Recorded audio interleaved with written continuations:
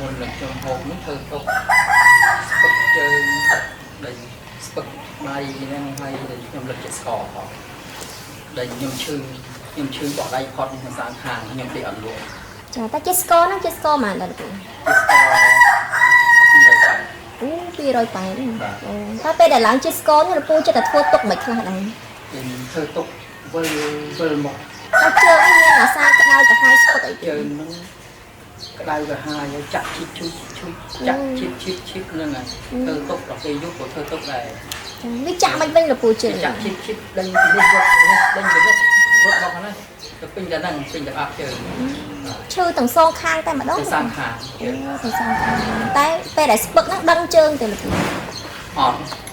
ដឹងតែភាគច្រើនធ្វើទុកនៅពេលណាដែរធ្វើទុកថ្ងៃក៏ធ្វើទុកយប់ក៏ធ្វើទុកពេលណាដេកលក់បានតិចពីមុនដេកលក់គេឲ្យមកយប់ដេកអត់លក់ធ្វើទុកតាមគាត់តែពេលដែលលើកជាស្ករនេះធ្លាប់មានការហើមការអីទៅលពូលើកជាស្ករហ្នឹងមានហើមជើងទៅហើមមេជើងហើមមេជើងដែរបាទហើមមេជើងតាំងជើងតាំងម្សៅជើងទៅ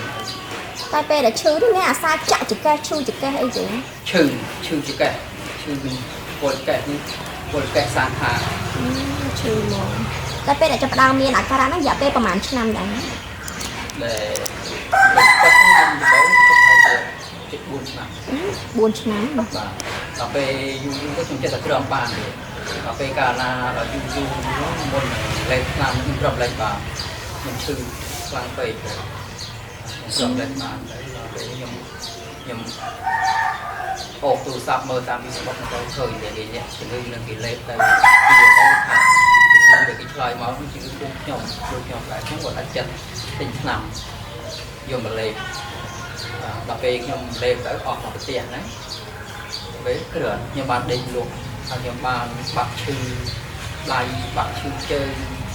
អត់នេះខ្ញុំទិញបន្តលេខទៀតអត់ពីអស់ដល់ពេលខ្ញុំទិញបន្តលេខថែមទៀតចាចុះលោកពូស្គាល់វីហូបតាមរយៈការផ្សព្វផ្សាយណាបាទខ្ញុំស្គាល់វីហូបតាមការផ្សព្វផ្សាយក្រុមហ៊ុនផ្សព្វផ្សាយហើយនឹងអតិថិជនដែលគេលេខទៅជាណាតែពេលឃើញអតិថិជនគាត់ប្រើជាហ្នឹងពេលដែលមើលវីដេអូដំបូងទុកចិត្តទេមុនដំបូងខ្ញុំ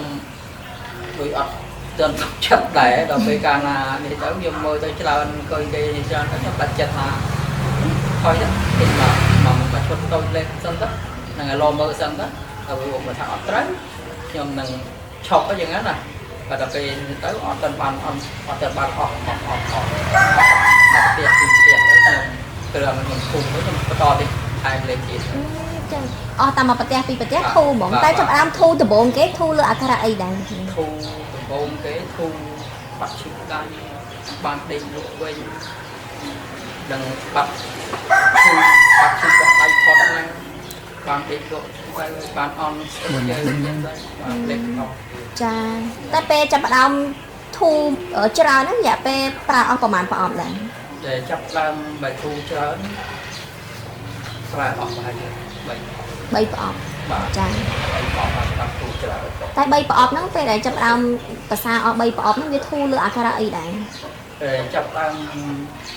មុនដំបូងហ្នឹងអត់ត្រឹមថាត្រឹមតែអស់សម្រស់គ្រាន់មួយថ្ងៃបន្តិច2ថ្ងៃបន្តិច3ថ្ងៃបន្តិចបាទទៅគឺថាទៅតាមលំអានអញ្ចឹងណាបាទមិនមែនថាដាក់ទៅបាត់ធូរទៅម្ដងទេមួយថ្ងៃធូរបន្តិច2ថ្ងៃធូរបន្តិចធូរតាមដំណើរអញ្ចឹងណាចាដល់ពេលអញ្ចឹងដឹងខ្លួនថាត្រូវបើសិនថាលេខទៅដល់ពេលទៅអញ្ចឹង2ថ្ងៃធូរបន្តិច3ថ្ងៃធូរបន្តិចហ្នឹងអាត្រូវដល់ពេលខ្ញុំលេខចាចាំមកដល់ឥឡូវនេះលពូបានជាប្រហែលប្រហែលភាគរយដែរដល់ពេលឥឡូវនេះខ្ញុំបាន80%អូ80%ចាខ្ញុំធូរច្រើនចាអញ្ចឹងអស់តែ3ប្រអប់ទេចាលពូសប្បាយចិត្តទេតែជាអញ្ចឹងខ្ញុំសប្បាយចិត្តមុនដំបូងខ្ញុំអត់ដឹងគិតថាយ៉ាងម៉េចទេខ្ញុំចង់ទៅ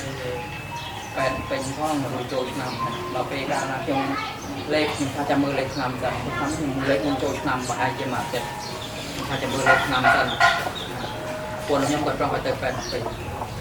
វិសួរវិញពេលណាខ្ញុំចង់មកទៅលេខឆ្នាំសិនហើយលេខឆ្នាំធំ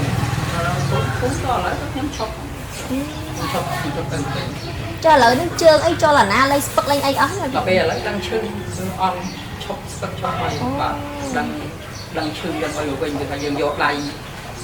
tiệc tới rồi đặt cái mặt này thì dương đang chư về nhưng vì muốn xong mà cái đấy là đâm thòng mà muốn đang chư để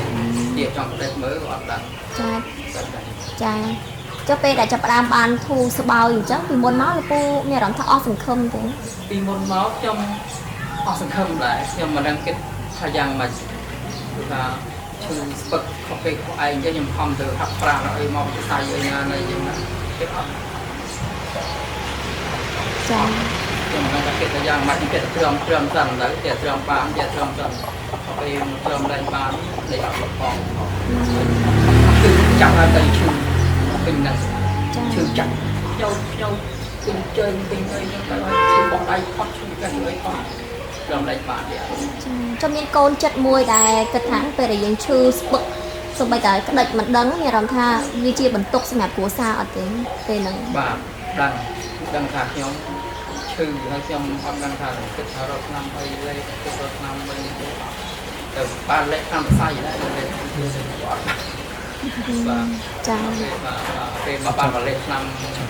hoặc là ban vào lên là tập all vì một những cái nhóm bàn thủ raจะสับไปสับเพียรอยก็สบายใจ cha chẳng ở là pu chưa chẹo với hộp cáiประมาณเพียรอยได้ởเลย nhưng chưa mà roi พียรอยá rất nhom chỉ vì sao không nhomตัวnhom bàn lên tới nhom chia nhom chia và nhom bàn hộpตัวlà hộp nhom ចាមកការនិយាយនេះអត់មានការសោកប៉ាន់ពីក្រុមហ៊ុនទេ អត់ទេខ្ញុំណាសោកប៉ាំងដូចខ្ញុំទេព្រោះខ្ញុំទិញតាមក្រុមហ៊ុនយកមកលេង ចាហើយជាចុងក្រោយលោកពូមានពាក្យពេចន៍អីផ្ដាំទៅកាន់អ៊ំពូមីងដែលគាត់ឈឺដែរ ខ្ញុំមានប្រសិទ្ធភាពបងប្អូនណាដែលឈឺលើកជាស្គរខ្ញុំហើយស្ពឹកជើងស្ពឹកដៃហើយនឹងចាក់ជើងញូតអីហ្នឹងទិញពីហូបលេងទៅអត់ខុសទេបាទទៅបែរអស់លុយហើយក៏បានលទ្ធផ